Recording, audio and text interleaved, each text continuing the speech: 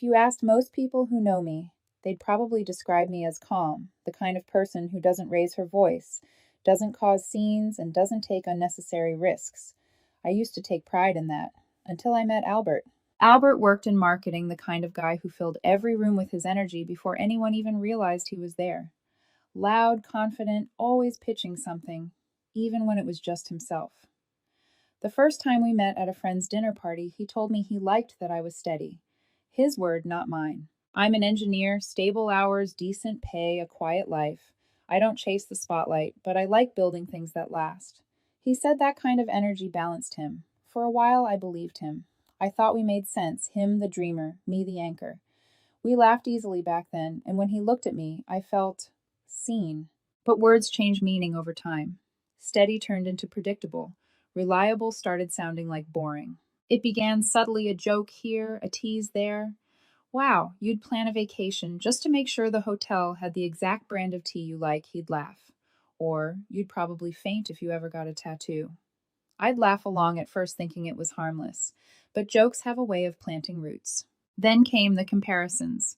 Laya's boyfriend just took her on a surprise trip to Bali. Ethan quit his job to start his own company.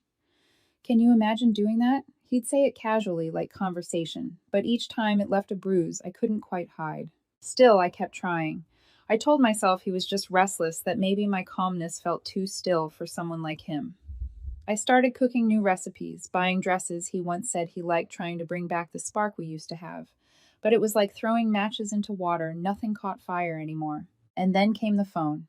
He was always on it. Notifications lighting up his face at dinner, his thumbs typing fast, smiling at something or someone. When I'd ask, "Who's that?" he'd roll his eyes. "Relax, Doris. It's just a friend from the gym." He'd started working out more, staying late for group sessions, sometimes coming home smelling faintly of cologne I didn't wear. And laughter that wasn't mine. It wasn't even the suspicion that broke me, it was the way he looked at me. Like I was a responsibility he'd outgrown. One evening I made pasta and salad, the kind of simple meal he used to say reminded him of home. He sat across from me, barely looking up from his phone. The screen glowed every few seconds. "You've been glued to that thing all week," I said quietly. "Who's keeping you that entertained?" He didn't look up. You wouldn't know him. "Try me." He sighed as if I'd interrupted something important. "His name's Laya. She's from my gym. We've just been talking." "Talking about what?" "Life. Fitness. Ambition. You know, stuff people with drive talk about." I stared at him, my fork halfway to my mouth. "Right," I said slowly, "because engineers have no ambition." He finally looked up, smirking. "That's not what I said." "No," I said, my voice calm, "but it's what you meant." He leaned back, folded his arms, and said it, so effortlessly it almost sounded rehearsed. "You know what your problem is, Doris? You're the kind of woman men date before they find the one they actually want." For a moment I thought he was joking. I waited for him to smile, to laugh, to take it back. But he didn't. His face stayed cold, distant. "You're safe. You're dependable." "Nice," he continued, as if explaining something logical. "You make men feel stable for a while and then, well, they move on. It's not your fault. It's just who you are." Something in me shifted then, not rage, not heartbreak. Something quieter, like a door clicking shut inside my chest. "So that's what I am to you," I said softly. "A warm-up act." He shrugged. "Don't make it sound tragic. You'll find someone who appreciates boring one day." He picked up his phone again. I watched him type, smiling at whoever was on the other end. Probably Laya. "Albert," I said after a moment. He didn't look up. "Yeah. I hope she's everything I'm not." He blinked, unsure if I was being sarcastic. But I wasn't. I stood up, took my keys, and said quietly, "You win. You get to meet the one you actually want." He laughed under his breath. "You're being dramatic." I didn't reply. I just walked out, no yelling, no tears, no slammed doors. Just silence. The kind that means something's truly over. That night, I didn't go home. I stayed at a friend's place, staring at the ceiling until morning. When the sun came up, I texted him one line. "Don't worry about me coming back. You got what you wanted." He never replied. But later that day, I saw a post Laya smiling at the gym, same outfit she'd worn the night before. Caption, "Some people just don't get it." I didn't cry, not because it didn't hurt, but because somewhere deep down, I already knew this was who he'd always been. And Karma was only getting started. When I left Albert, I thought I'd feel some kind of relief, or at least a clean break. But the truth was quieter than that. It was emptiness, the kind that hums in the background, filling the air between coffee cups and the ticking of clocks. I still woke up at 6:30 every morning, still made my coffee the same way, still drove to the same office, parked in the same spot, typed into the same spreadsheets. But everything felt heavier, like my own apartment had become a museum of things that used to mean something. Our framed photo from Dalat, his forgotten hoodie hanging by the door, the dent in the couch where he used to sit. At night, I'd catch myself replaying that last dinner. The way he said boring like it was a diagnosis. The way I stayed calm instead of breaking down. And then I'd think maybe that was the problem all along. He mistook my calm for indifference, my steadiness for lack of passion. The first few weeks, he didn't reach out.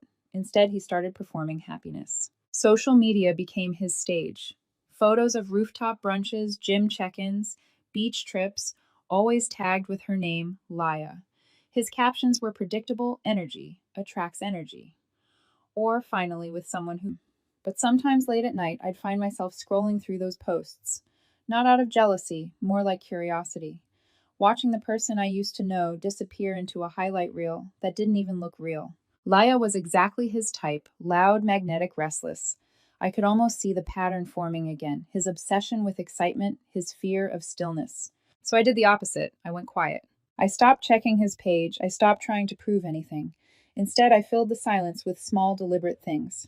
Work became my anchor. I volunteered for new projects, picked up late shifts, joined a certification course after hours. When I wasn't working, I ran. Every evening at 7 p.m., the same route 3 blocks down, 2 turns, left past the river. No music, no distractions. Just my breath, my shoes, and the sound of the city winding down. It wasn't glamorous and it wasn't healing overnight, but it was honest. Sometimes while running, I'd catch glimpses of couples walking hand in hand and feel a small ache in my chest. Not for Albert, but for the version of myself who thought love was supposed to be dramatic to be real. There's a quiet kind of grief in realizing the person you loved never actually saw you. They just loved the reflection of who they wanted you to be. And when that reflection stopped entertaining them, they moved on. So I decided I'd stop being a reflection altogether. I deleted our photos from my phone. I rearranged my apartment, painted the kitchen walls a pale green, my favorite color, that he always said was too dull. I bought a small fern and placed it by the window. I even bought a guitar, something I'd always wanted to learn, but never did, because Albert used to joke that engineers don't make good artists. Funny thing, I wasn't trying to become someone new. I was just remembering who I was before him. Months went by. Then one evening, as I was walking home from class, my phone buzzed. A message from an unfamiliar number, Claire. Claire was one of Albert's old friends. We'd met a few times. She was the kind of woman who didn't speak much, but saw everything. Her message was simple. Hey, I know it's not my place, but you were right about him. I stared at the text, unsure what she meant. A few seconds later, another came in. Albert's a nightmare. Controlling broke already cheated on Laya twice. She moved in with him, and he's got her paying half his rent. I just stood there staring at the screen. Not angry, not triumphant, just still. It wasn't shock, it was confirmation. The chaos he chased had finally turned on him. For a moment, I considered replying, saying something sharp or clever like, that sounds like him. But instead, I just locked my phone, took a deep breath, and walked home. Because I realized something. Then closure isn't about seeing someone fail. It's about realizing their downfall doesn't change your peace. That night I made tea, sat by the window, and watched the rain. The city lights blurred into streaks of gold and blue on the glass, and for the first time since the breakup, I didn't feel small. Albert had chosen noise. I had chosen silence. And silence was winning. But karma wasn't done collecting yet, because 3 weeks later, just as my life started feeling steady again, my phone buzzed with another message, this time from a number I hadn't seen in months. Albert, hey Doris, I know you probably don't want to hear from me, but can we talk? I stared at the screen and smiled. At first, I told myself I wouldn't reply. I even put my phone face down on the counter, determined to ignore it. But my heart still skipped a beat when I saw his name light up the screen again after all those months. Albert, Doris, it's not what you think. Things just got complicated. I just want to explain. I didn't respond. He'd explained enough the last time we sat at that dinner table. A day passed, then another text. Albert, wow. So I meant nothing to you, huh? After everything. That one made me laugh, a quiet, disbelieving kind of laugh. It's strange how people can destroy something, and when it collapses, they're offended you didn't try to save it with them buried inside. I left his messages unanswered, but they kept coming. Sometimes two, in one day, sometimes late at night. I could almost hear the shift in his tone from confidence to confusion, from pride to panic. Then came a longer message, one that didn't fit on the preview screen. Albert, I know. I messed up, Doris. I was confused. You were always so calm, it made me feel like you didn't care. Laya made me feel wanted, but I see now that she was just using me. I don't expect forgiveness, I just miss talking to you. For a moment, I stared at that wall of text thumb hovering over the screen. A part of me wanted to say something. Not because I missed him, I didn't, but because I wanted to understand why. Why he said those things. Why he made me feel like being steady was a flaw. But then I realized he wasn't apologizing because he understood. He was apologizing because life had stopped clapping for him. So I set my phone down and went for a run instead. The air was cool, the streets half empty, the kind of quiet that lets you hear your own thoughts. Each step felt lighter than the last. By the time I looped back to my street, the message didn't feel heavy anymore. It was just another echo from a part of my life that no longer existed. The next morning, I found another message waiting. Albert, you always said we could talk about anything. Guess that was a lie, too. It was strange how he kept shifting tones, like he was cycling through emotions, hoping one would pull me back. Then came the guilt trips, Albert. You think you're better than me now, Albert. Whatever. Laya's been trying to get me back anyway. Albert, you were just a chapter. I didn't reply to a single one, and maybe that's what drove him mad, the silence. He had always been the kind of man who needed an audience. But karma has a sense of humor, because silence was the one thing he couldn't manipulate. Then one evening, my phone rang, his name flashing across the screen. I let it ring until it stopped. Then it rang again. By the fourth call, I turned my phone off. When I turned it back on the next morning, there were 6 missed calls and a string of new messages. The last one caught my eye. Albert, you think ignoring me makes you strong. You'll regret this, Doris. You'll realize not everyone's going to wait for you forever. The irony made me exhale a half laugh, half sigh. He really didn't understand that I wasn't waiting anymore. That evening, I got home from work later than usual. The hallway outside my apartment was quiet, the kind of stillness that feels thick in the air. As I approached my door, something felt off. Then I saw him. Albert, leaning against the stair rail, arms folded, face pale, eyes tired. Wow, he said when he saw me. You really weren't going to answer, were you? I froze, keeping my tone calm. No, I wasn't. He gave a bitter little laugh. You're really going to act like you're too good for me now. I'm not acting, I said simply. That hit a nerve. His jaw tightened. So that's it. You're just done. You're not even curious what happened. I already know what happened. I set my bag down. You left for someone better. Turns out she wasn't. End of story. He scoffed. That's not fair. You don't even understand what she did. I don't care what she did, Albert. My voice stayed even, almost gentle. I stopped being part of your story the moment you told me I was the woman men date before they find the one they want. His expression flickered. The memory hit him. That night, that smirk, those words. I didn't mean it like that, he said quickly. Yeah, I said, you did. He took a step closer, desperation creeping into his voice. Can we at least talk coffee or something? We don't have to make it weird. No, Albert. Coffee won't change anything. He exhaled sharply, shaking his head. Then, like the man I remembered, he said it the line that showed me exactly who he still was. You'll regret this, Doris. You think I need you. I'm just trying to be nice. I smiled faintly. You've never done anything nice that didn't serve you first. He froze, caught off guard. Then scoffed. You're not even worth arguing with. Then don't, I said quietly. I unlocked my door, stepped inside, and closed it behind me. I stood there for a moment, hands still on the knob, listening to the muffled sound of his footsteps fading down the hall. When the silence returned, I let out a long, steady breath. That was the last time I saw him in person. Or so I thought. 6 months passed. Half a year of peace, quiet, simple, healing peace. By then, my life looked completely different.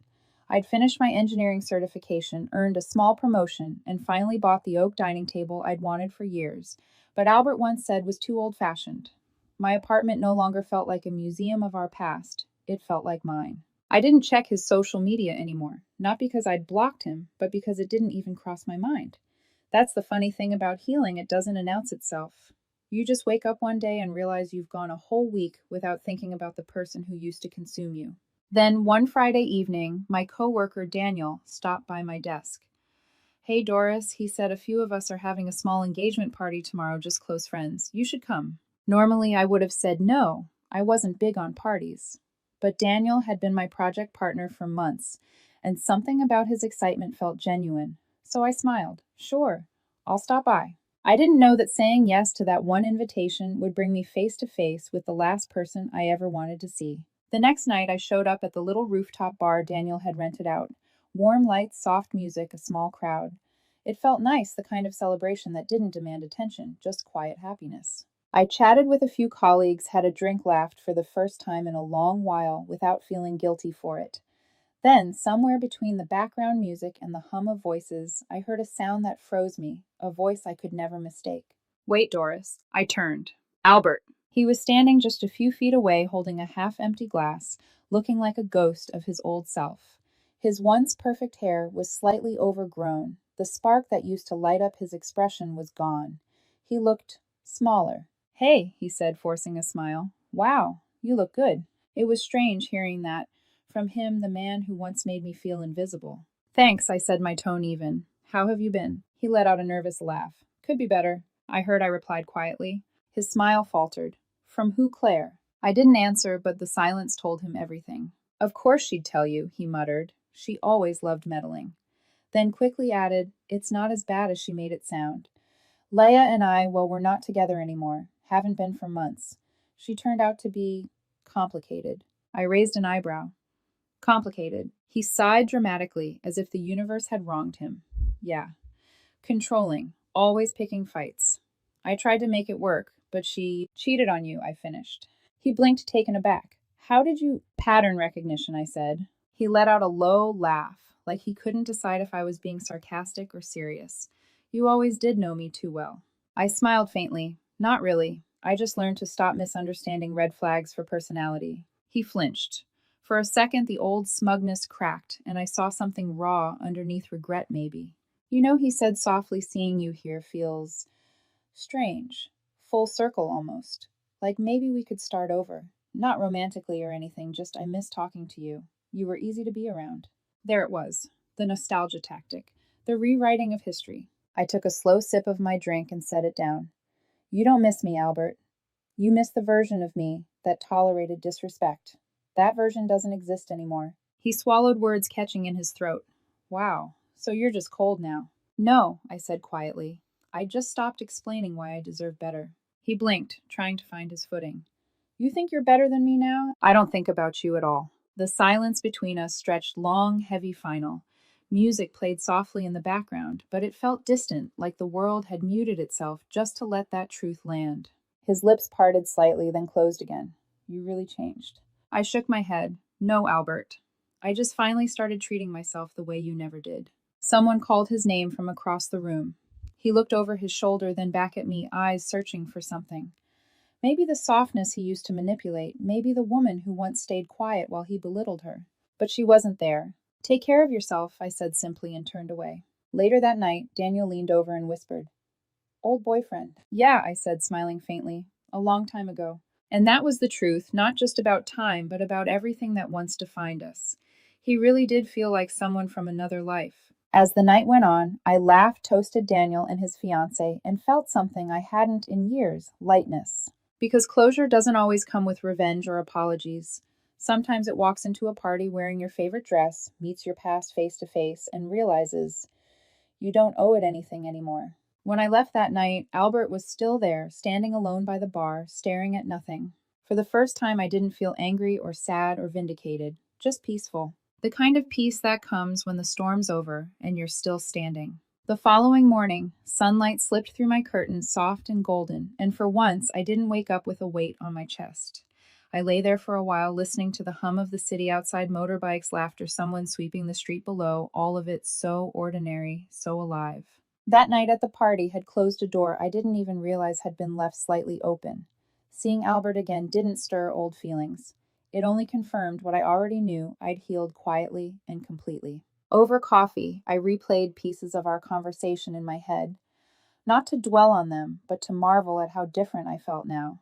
He'd looked so unsure, so small, compared to the confident, fast-talking man who once dictated how I should live. And I'd been calm. Not performative calm, real calm. The kind that comes when you no longer have anything to prove. I didn't post about that night, didn't tell anyone what happened. I didn't need to. The victory wasn't in making him regret it. It was in realizing I no longer did. A week later, I stopped by a bookstore on my way home from work. It had started raining, one of those steady, gentle rains that turn everything reflective. I stood near the window watching people rush by under umbrellas and thought about how life used to feel like that, a constant sprint to avoid getting wet to stay in control.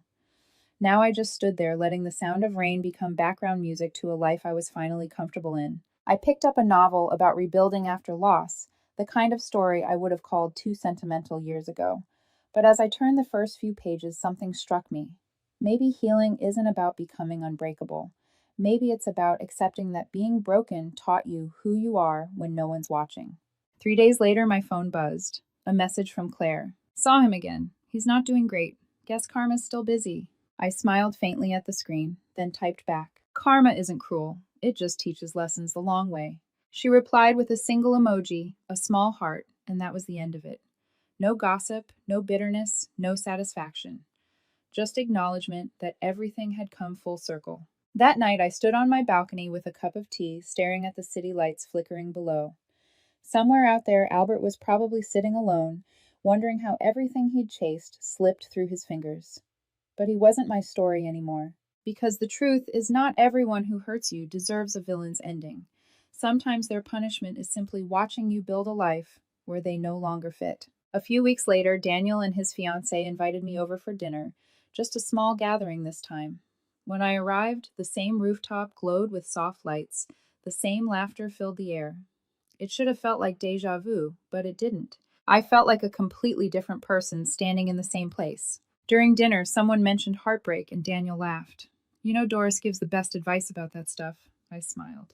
Only because I've graduated from the school of mistakes. Everyone chuckled, and for a moment I caught my reflection in the window, calm eyes, easy smile. It wasn't the reflection of a woman who'd been betrayed. It was the reflection of a woman who'd reclaimed her story. Later that night, as I was leaving, I saw Albert again, just for a second. He was standing outside the building a few meters away smoking. He didn't see me right away, but when he did, he froze the cigarette halfway to his lips. Our eyes met briefly, no hostility, no tension, just quiet recognition. He gave a faint nod. I returned it. No words, no closure talk, just two people who had finally reached the end of the same chapter, reading different books now. I walked past him and out into the night, the city air cool against my skin. As I crossed the street, I thought about something he once said, that I was the woman men date before they find the one they really want. For a long time that line haunted me. But standing there beneath the streetlights, I realized he was right, just not in the way he meant. Because the woman I am now, the one who knows her worth, who doesn't chase validation, who doesn't mistake chaos for love, she came after him. Maybe I was the before version once, but that's exactly what he taught me who not to be. So in a strange way, I was grateful. I took a deep breath, smiled to myself, and whispered, "Goodbye, Albert." Not out of bitterness, not out of pain, just closure, soft, complete, and overdue. Because he was no longer the one who hurt me.